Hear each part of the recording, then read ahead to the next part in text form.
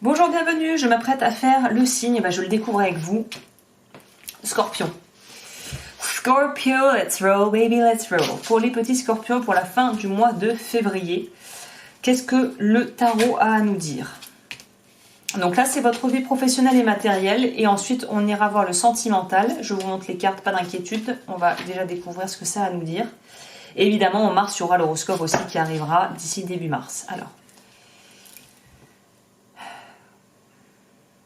Alors vous, on est axé sur l'émotionnel déjà, pourtant ça parle boulot, mais alors ça pourrait nous indiquer que vous êtes très en lien au niveau émotionnel et très impliqué dans votre travail parce qu'il y a vraiment un projet qui vous tient à cœur, ou peut-être de manière plus simple, que vous voulez en fait pouvoir développer vos compétences et développer peut-être une activité, mais c'est très relié à un besoin de sécurité au niveau plus émotionnel que purement financier, c'est-à-dire que on veut pouvoir être à l'abri du besoin pour pouvoir mettre ses proches à l'abri du besoin. Il y a une notion ici de famille, de vouloir aller après ses rêves et d'être très en lien et très à l'écoute justement de sa petite voix intérieure, on pourrait dire de son intuition, pour pouvoir faire les choix justes. Donc du coup, moi je me fais pas trop d'inquiétude pour vous au niveau des choix qui pourraient se présenter d'ici cette fin de mois, parce que vous êtes tout à fait apte et vous êtes tout à fait pour moi équipé pour pouvoir répondre au mieux aux demandes qui pourraient se présenter, aux choix qui pourraient être à faire, aux choix d'ailleurs, on en revient ici,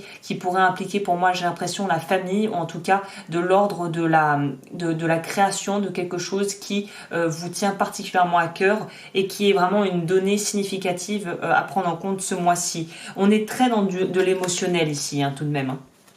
On est très dans ça pourrait aussi nous parler d'une espèce d'hypersensibilité, d'être un petit peu à vif. Peut-être ne soyez pas trop susceptible. Si on vous fait des remarques, c'est pas forcément des critiques, c'est peut-être des remarques pour vous aider à avancer. Donc là, peut-être allez-y tranquillement si vous avez l'impression ne le prenez pas trop à cœur si vous avez l'impression que des gens ne suivent pas forcément vos idées ou ne comprennent pas tout bien ce que vous faites ou ce que vous voulez mettre en place. Tant que vous savez, c'est l'essentiel. Ici, on nous parle vraiment...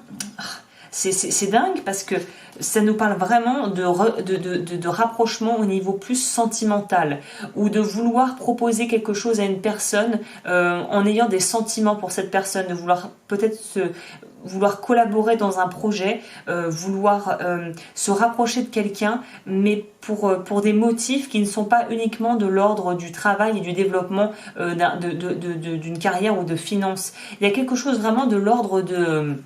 Peut-être on pourrait nous parler de personnes qui travaillent en couple, de quelqu'un qui voudrait... c'est très bizarre ce que j'ai. C'est quelqu'un qui voudrait en fait prouver à la personne qu'il aime ou qu'elle aime qu'elle est valable et qu'elle est capable au final de pouvoir être assez responsable pour pouvoir être un bon mari, un bon parent ou une bonne mère de famille. Enfin, il y a quelque chose de l'ordre de vouloir séduire l'autre en arrivant à accomplissant certaines choses par rapport à ce qu'on fait au niveau professionnel. On dirait que votre carotte, c'est pas tant la réussite pour la réussite ou l'argent pour l'argent, c'est de pouvoir comme je vous le disais, mettre à l'abri vos proches et vous sentir bien dans ce que vous faites aussi vous personnellement, mais c'est de pouvoir un peu, c'est pas d'épater la galerie, mais c'est de pouvoir, parce que on dirait que c'est pour vraiment impressionner une personne en particulier, cette petite reine de bâton. C'est vouloir montrer qu'on est tout à fait capable. Oui, c'est qu'on est capable. Je sais pas si ce sont des motivations qui au final sont les plus alors attendez, excusez-moi, ça me perturbe ma fleur. Bon bref. Oui, j'ai acheté des fleurs là et bon bref. Je me perds. Mais oui, fleurs, peut-être que j'ai dérivé parce que c'est ça, peut-être que j'ai l'impression que vous tenez en estime une personne. Pour moi, c'est cette reine de bâton. Vous tenez une personne vraiment en estime et vous voulez absolument rendre fière. Alors, c'est peut-être votre mère, ou votre sœur, ou votre femme, ou votre mari. Si vous êtes un homme, c'est pas forcément une énergie féminine, mais c'est quelqu'un que vous admirez vraiment et vous voulez pas les décevoir. Et c'est un peu ça, votre carotte pour la fin du mois là de février, c'est de pouvoir rendre quelqu'un fier. Ça pourrait aussi nous parler de rendre son papa fier.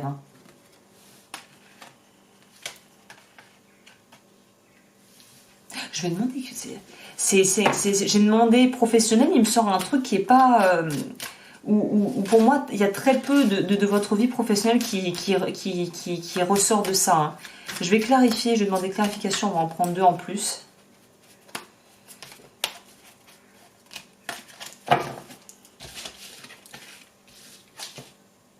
Ouais, non, il y a un truc par rapport à un mariage, une fusion d'entreprise, mais là, pour moi, ça crie mariage. Hein. On veut officialiser quelque chose, ou alors on pourrait nous parler d'une entreprise. Peut-être que la reine de bâton pourrait nous parler vraiment d'un organisme, d'une entreprise. Là, il y a de gros projets qui s'apprêtent à être signés ou à être faits. Là, on pourrait nous parler, ça sera pas pour tout le monde, mais pour ceux qui ont vraiment un travail où il y a beaucoup d'argent qui brasse, là, c'est le jackpot. Hein. Là, on signe le contrat en or qui va vraiment nous mettre à l'abri du besoin pour un certain temps. Hein. Donc, c'est vraiment que très très bien pour vous au niveau de votre vie professionnelle. Très très bien. Ça pourrait aussi nous dire que le fait d'être équilibré, comme vous voyez, ce personnage qui remplit les deux, qui a une jarre et qui remplit les deux... je sais pas comment on pourrait appeler ça, des espèces de contenants, là, de vases. Vous êtes très équilibré au niveau de vos énergies féminines et masculines. C'est aussi ça que ça peut nous dire. Donc vous êtes au top puissance. Je vais noter ça d'ailleurs, Scorpion. Puissance maximale. Vous êtes au top. Là, au niveau de ce qu'on pourrait faire au niveau pro et des projets, vous êtes au top et vous êtes dans une énergie qui est porteuse. Là, c'est j'ai l'impression, la bonne période pour pouvoir finaliser des contrats, des choses comme ça. Alors, par contre, si vous avez beaucoup de Capricorne dans votre thème, vous êtes ascendant Capricorne, allez voir la vidéo parce que les Capricornes, c'est exactement le conseil opposé que je leur ai prodigué. C'est les Capricornes, c'est surtout ne rien faire. Vous, pour les Scorpions, si vous êtes Scorpion et que vous n'avez pas de Capricorne dans la charte, c'est allez-y, foncez. Vous êtes là, on est dans des capacités maximum. Ouais. Là, vous pouvez y aller au niveau argent, au niveau projet, pro, signature de contrat. Vous pouvez y aller. Là, c'est le moment. Hein. Fin février, c'est le moment de clôturer et de conclure les accords. Hein. Ok. Au niveau de votre vie sentimentale. Alors, c'est un peu moins rayonnant au niveau de votre vie sentimentale parce qu'on vous dit de ne pas prendre la grosse tête. Si voilà, ça fonctionne bien pour vous, très bien, mais pas besoin non plus d'en faire peut-être des tonnes pour, comme je vous disais, un peu épater la galerie. Ici, on pourra nous parler aussi, pour moi, l'ego spirituel ici va nous parler justement, vous savez, quand je vous disais au départ, là, j'ai l'impression que vous faites les choses un petit peu pour impressionner quelqu'un, pour que quelqu'un soit fier de vous et vous dise c'est bien. En fait, il faudrait idéalement que vous vous disiez c'est bien pour vous et que vous soyez motivé par par votre propre validation plutôt que d'attendre la validation qui pourrait venir de l'extérieur. Il y a quand même un truc comme ça où c'est peut-être pas très très clair et on vous demande de... il y a une idée de si vous mettez en avant par exemple, je vais prendre un gros cliché, mais si vous sortez avec une Maserati, évidemment que vous allez attirer des gens potentiellement qui vont plus être intéressés par ce que vous possédez que par qui vous êtes, et qui vont regarder la devanture et juger le livre par sa couverture. Bah là c'est un peu ça dans votre vie sentimentale. Attention à ce que vous mettez en avant parce que vous pourriez récupérer en fait un retour de bâton si vous faites des choix au final qui ne sont pas guidés par votre cœur et qui ne sont pas intègre selon vos valeurs. Si vous n'allez contre votre propre nature, ça va se retourner contre vous. Ok, au niveau du conseil, de pouvoir fleurir tout en maintenant une certaine forme de tradition. Donc je trouve que ça relie très bien avec ce que je viens de vous dire. Quelles sont vos valeurs? Quelles sont les traditions que vous avez envie de conserver? Et qu'est-ce que vous avez aussi envie de modifier? Qu'est-ce qui vous parle et qu'est-ce qui vous parle pas? Faites le tri là-dedans et ne prenez que ce qui vous sert et tout ce qui vous permet d'avancer et laissez les boulets accrochés aux pieds. C'est le temps de vous en défaire ici. Hein. On va prendre une carte conseil.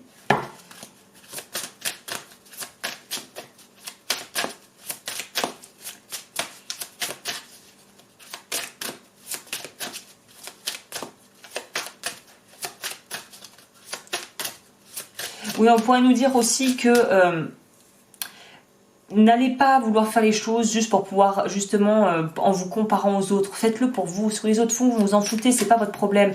L'ego spirituel est aussi dans votre vie pro, c'est-à-dire que il y a qu'une personne que vous devez essayer d'impressionner et de dépasser, c'est vous-même. Les autres, on s'en fiche un peu, quoi. Hein. Enfin, c'est un moteur qui a ses limites, si vous voulez. De vouloir impressionner les autres, ça arrive très vite à ses limites. L'infini du cœur.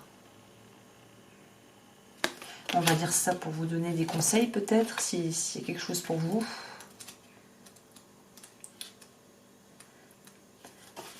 Bien centré dans mon cœur, je suis. J'élève mon esprit et j'observe la situation de l'extérieur. Je me vois sur la scène de la vie sans prendre part au remous intérieur.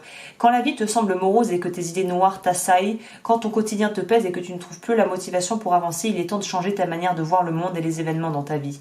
Tout part de tes pensées, ce sont elles qui créent et façonnent ta réalité. Il est inutile de te plaindre, d'en vouloir au ciel et à la terre. Il est inutile d'accuser le mauvais sort ou Dieu de ce qui t'arrive. Tu dois prendre la responsabilité de ta réalité.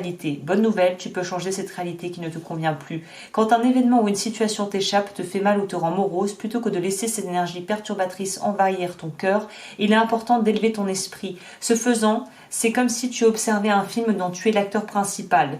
Une fois qu'une émotion négative te submerge, regarde-toi de l'extérieur, regarde-toi d'en haut. Laisse les pensées sombres passer comme elles sont venues, ne t'accroche pas à elles, ne les nourris pas avec ton attention. Lâche prise et aide-toi de ta respiration pour calmer ton mental négatif. Tu es l'acteur évoluant sur la scène de ta vie et tu es spectateur de toi-même. Tu es le témoin de ce qui se passe. Ainsi, tu ne plonges pas au cœur de la tempête intérieure, mais tu relativises et tu dédramatises. Tout passe, le meilleur comme le pire. L'important est de ne pas se focaliser sur ce qui est négatif, de ne pas en faire une fixation. Tu éviteras ainsi de faire grossir le problème. Vis l'instant présent intensément et souris. Garde ce sourire intérieur de toi. Fais-le couler dans tes cellules, dans ton organisme tout entier. Tu es appelé à lâcher prise sur une situation que tu vis mal, sur une attente de quelqu'un ou sur une déception. C'est le moment d'apprendre la méditation, de décider de ne plus rien attendre, mais de t'attendre à tout. Cesse de te fixer sur l'objet de ton attention. Si tu attends quelqu'un en particulier et que cette personne semble te mener en bateau et que cela te met dans une énergie malfaisante, décide de couper ce lien toxique consciemment en écrivant une lettre de tes griffes à la personne en question, sans toutefois la lui transmettre. Quand tu auras écrit cette lettre et que tu l'auras relue jusqu'à ce qu'elle te laisse indifférent, brûle-la et jette-la dans un cours d'eau.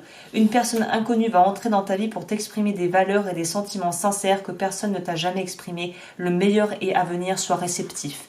Donc là, il y a vraiment en plus une notion, moi que je n'ai pas trop vue ici, sauf peut-être avec l'ego spirituel, c'est cette idée de couper avec le toxique. Alors j'en profite pour faire un petit instant pub. Je propose des coffrets purification que vous pouvez retrouver en barre d'infos et la vidéo est d'ailleurs sur mon site et en lien aussi dans mes playlists. Il y a peut-être une notion de devoir purifier par rapport à certaines personnes, notamment peut-être aux attentes au niveau de vos parents. Il est peut-être temps de vous libérer de ça.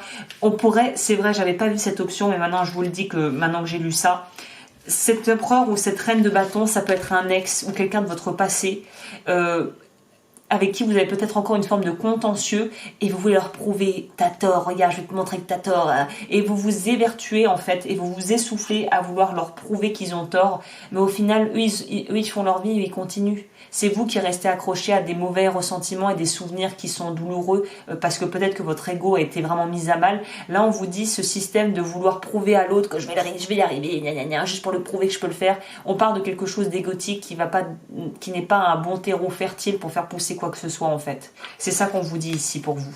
Donc oui, relisez peut-être, je veux dire réécoutez si vous voulez voir là la partie où je parlais de ce qu'elle propose, notamment au niveau de brûler là, d'écrire une lettre et de brûler. Mais en tout cas, il y a une notion ici de prendre les choses sans s'identifier à votre ressenti, juste en observant votre ressenti. Voilà pour vous les scorpions. Bah écoutez, je vous souhaite une très jolie fin de mois de février et on se retrouve pour le début mars pour les horoscopes pour mars.